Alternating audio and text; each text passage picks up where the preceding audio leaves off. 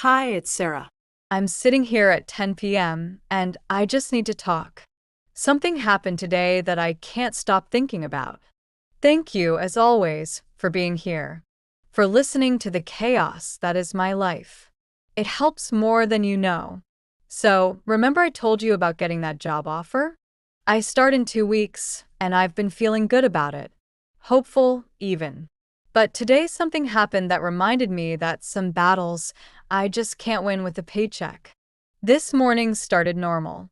I got Leo ready for preschool, packed his lunch. He's been really into making his own sandwiches lately, which means there's always peanut butter everywhere, but I let him do it because he's so proud of himself. I dropped him off, kissed his forehead, and he ran inside without looking back. He used to cling to my leg every morning. Now he just runs straight to his friends. Around 2 p.m., my phone rang. The preschool. My heart immediately dropped. You know that feeling? When you see the school's number and every worst-case scenario floods your mind. Miss Sarah? This is Director Mitchell. Leo is fine, but we need you to come in. There was an incident. An incident? What kind of incident? He's not hurt, but we need to discuss his behavior. Can you come now? I left immediately. The whole drive there, my mind was racing. Leo's always been such a good kid. Sweet, gentle, never causes trouble. What could have possibly happened? When I got there, Leo was sitting in a chair in the director's office, his little legs swinging, not quite reaching the floor. His face was red and blotchy, like he'd been crying. I knelt down in front of him. Baby, what happened?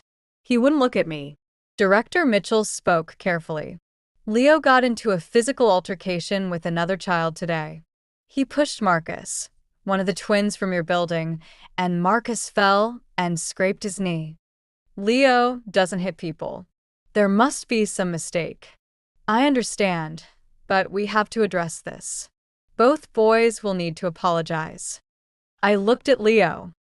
Why would you push Marcus? What happened? Leo's voice came out small and broken. He said I don't have a real family because I don't have a daddy. He said his mommy told him that kids need a mommy and a daddy or they're not a real family. Everything stopped. I barely heard the rest of the conversation. Something inside me was breaking and raging at the same time. We left, Leo's hand in mine, both of us silent. When we got to the car, I didn't start the engine. I turned to face him. Leo, look at me. You and I are a real family. We are a complete family. Do you understand me? It doesn't matter what anyone says. We have each other, and we have Mrs. Chen and Mr. Rodriguez, and everyone who loves us. That's family. But Marcus said. Marcus is 4 years old. He's repeating what he heard. That doesn't make it true. His next question broke me. Do you wish I had a daddy? I pulled him into my lap right there in the parking lot. I wish you had a father who stayed, who chose to be here. But his choice to leave says nothing about you and everything about him. You are the best thing that ever happened to me. The best thing. We held each other for a long time. That evening, after I put Leo to bed, I sat on my couch and cried. Because this is what I can't protect him from. I can work, I can sacrifice everything, I can be both mother and father, but I can't shield him from the comments. From kids pointing out what we don't have. There was a soft knock on my door. Mrs. Chen with tea and cookies. I heard crying. What happened?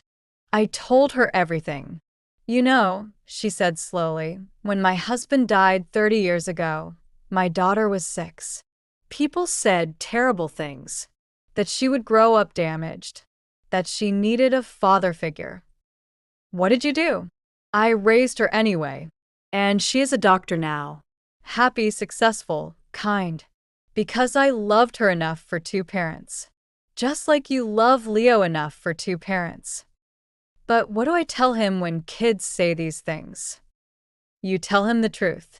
That family comes in all shapes. That love is what matters. And you show him every day that he is enough just as he is. After she left, I checked on Leo one more time. He was asleep, peaceful, holding Mr. Trunk. And I made a decision. Tomorrow, I'm going to talk to Director Mitchell about doing a presentation for the kids about different kinds of families. Single parents, grandparents raising kids, adoptive families, all of it. Because if one kid made that comment, others are thinking it. This is the part of single motherhood no one prepares you for. Not the financial struggle or the exhaustion. It's watching your child learn that the world sees your family as somehow less than, and having to build them back up over and over until they believe they are enough. But I'll do it. I'll keep doing it, because that's what mothers do. Thank you for listening to this, for being here on the hard days, not just the good ones. If this story resonates with you, please subscribe and stay with us.